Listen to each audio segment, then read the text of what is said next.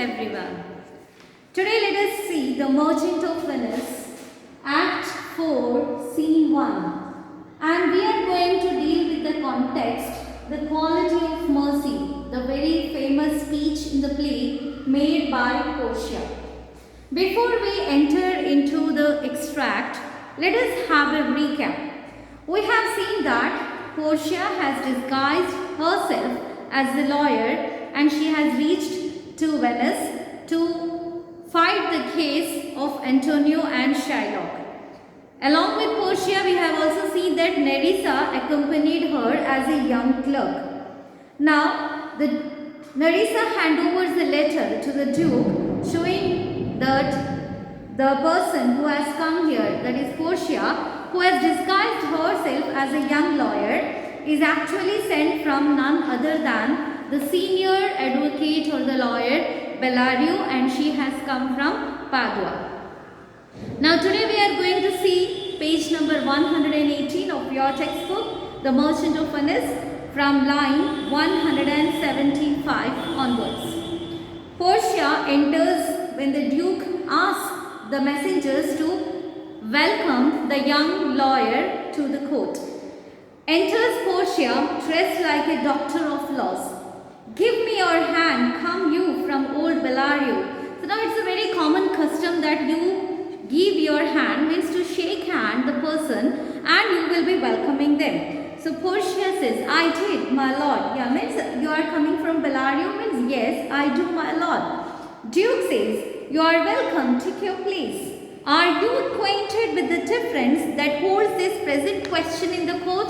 That means here the Duke is actually trying to ask Portia that are you acquainted with the difference that holds this present question in the court? Means with the nature of the whole dispute, that is a quarrel. Dispute means the fight or the argument or a disagreement, or it can even be a quarrel that has been involved in the present case before the court. So it is asked that are you acquainted with, means are you well aware of the case, or did you study the case well, what you are going to argue here.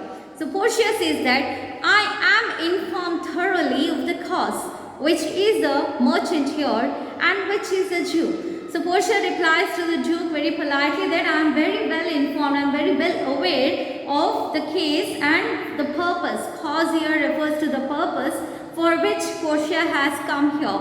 And she says, ask the Duke that who is the merchant here and who is the Jew. Okay. The Duke says Antonio is the merchant and the old Shylock is the Jew. Both stand forth. Means the Duke asks both of them to come and stand at front.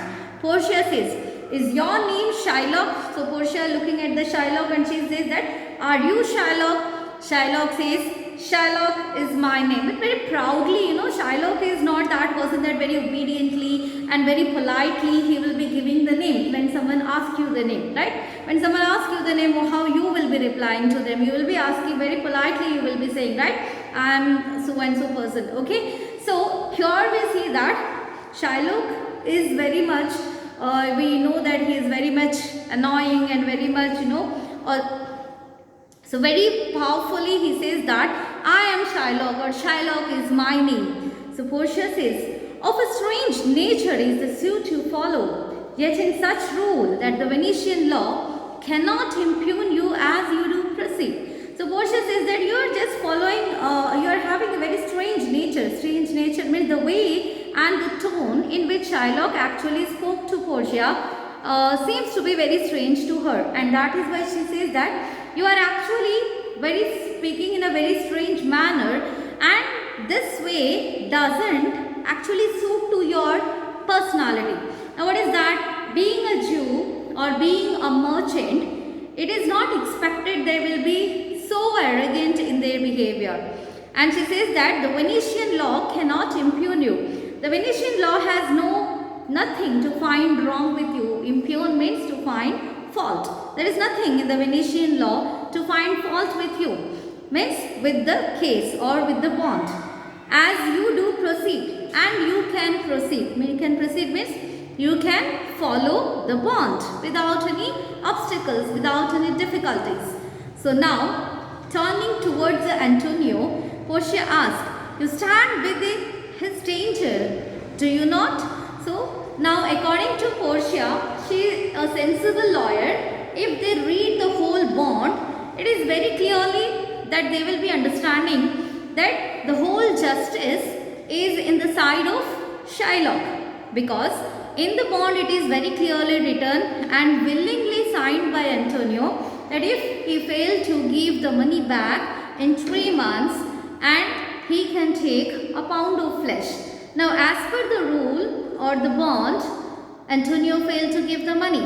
So as a result of that, the whole justice goes to the Shylock side. So looking into that area, Portia says that the Venetian law is with you. There is nothing wrong. There is no fault in your bond, and you can proceed with your bond. So obviously Shylock might have become very happy, isn't it? First time someone came and talked sensibly regarding the bond. We have seen that all those people, Bassanio, Salerio, Gratiano, all these people were actually against the Shylock. Even the Duke also was against the Shylock. But this is the first time a person coming and telling Shylock that there is nothing wrong with your bond and you can proceed. And now turning to the Antonio, she claims that you are in trouble, you are in danger because you have signed the bond. Antonio, so he says. So Antonio already, we see that he is already accepted that he is going to die or he has to fulfill the bond and there is no other option, there is no other loophole for him to escape. So he accepted all the things already. So he says that as he says, means I am ready to do whatever he says, means whatever Shylock actually wished to make me do with this bond. So Portia says, do you confess the bond? So now Portia is asking that it means whatever you have written in the bond and signed, you are confessing that you have signed that bond willingly and there is no compulsion upon you and you have done it with your full consciousness, and now you are going to follow that bond, whatever is written according to Shylock the Jew's wish. So Antonio answers, yes, I do. So Antonio accepts that in the court, okay, and he says that yes, I do. There was no compulsion. I signed it willingly and I signed it with full consciousness and I knew very well what was actually written in the bond. Now Portia says, then must the Jew be merciful. Then the Jew should be having some kind of mercy. Mercy means kindness, or should show some kind of mercy. Shylock says, on what compulsion must I? Tell me that. So now the Shylock questions the lawyer there and asks the lawyer that you are asking me to show the mercy. So on what compulsion, on what basis you are telling that I should show mercy to this man? What is the wrong which I have done that I should show mercy to this man? So Portia now here gives the famous quality of mercy, the speech, and she explains to Shylock what is the significance of being a human and showing kindness and mercy to the needy ones.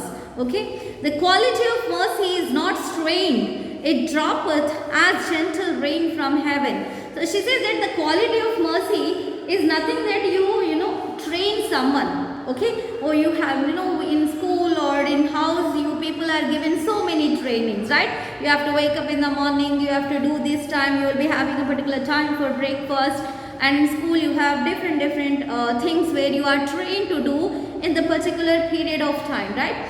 So and you will be gaining the skills out of that, the skill of working, the skill of arts, crafts, codes, the skill of cooking, the skill of doing anything. Okay, we learn different skills, but the quality of mercy is not that when you are trained. According to Portia, it is said that it droppeth as gentle rain from heaven. So the quality of mercy is very, very gentle. It droppeth from the heaven. Okay, upon the place beneath, it is twice blessed.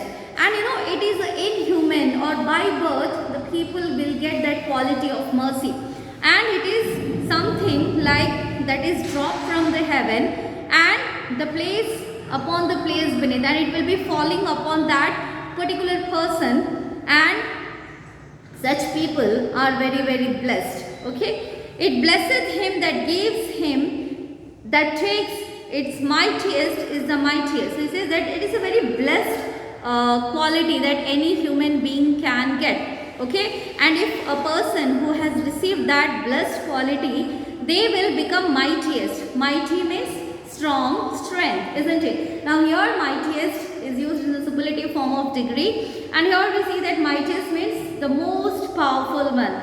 Now often how do we diagnose power? We diagnose power in the form of money, in the form of fame, in the form of personality, superiority, or in the form of even physically healthy. But here the Portia talks about the mightiest is mightiest at the heart, who have the strength, the willpower, and also the patience to endure and to forgive someone.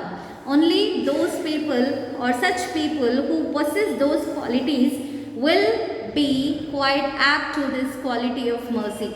So it says that the mightiest in the mightiest, it becomes the throned monarch better than his crown. Okay, of whom you will be giving a crown, to the most eligible and to the most qualified person, isn't it? It is a nobler quality if a person is being crowned as a king. That means that person upholds all the qualities, all the skills, all the knowledge, all the personality figure or that charismatic figure to become a king. So that person will be crowned there, and that crown shows or symbolizes the greatest quality of being a king. Simple example I will tell you.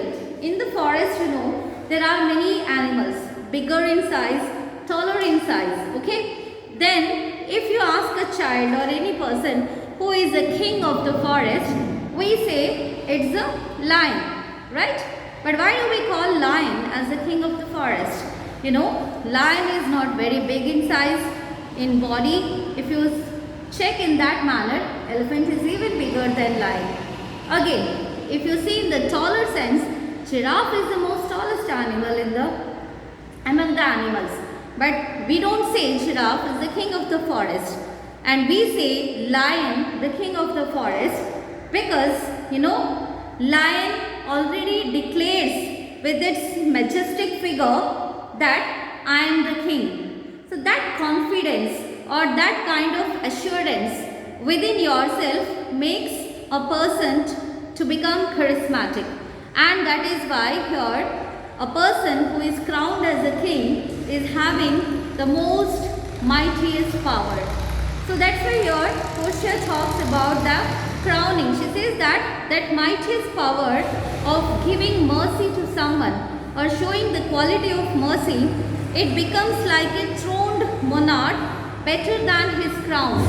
His scepter shows the force of temporal power. Now what is scepter? Scepter is a rod which kings used to hold in Greek mythologies, Roman mythology stories. You might have seen that the kings used to sit on their throne and they used to hold the rod or a stick. In Indian context, mostly we see the kings used to sit on their throne and they used to hold their sword. Okay, so that is what you call that way of sitting. You call it as a scepter, and it actually symbolizes the royal power. So here says that the quality of mercy is something that actually shows that king who is being thrown with the royal scepter in his hand and being crowned. His scepter shows the force of temporal power. Temporal means earthly power, the attribute to you and majesty. That means here actually the scepter symbolizes the earthly power, which is the main characteristic or attribute of a king who commands the power with lord of grandeur, and and majesty means with that royaltiness, that grandeur that a king maintains when he gives orders to someone. This is what actually Portia says in the quality of mercy. It's not finished. The continuation we will be doing it tomorrow. So read the lines till extract line number 199 from 175 and try to understand. Thank you. Have a wonderful day.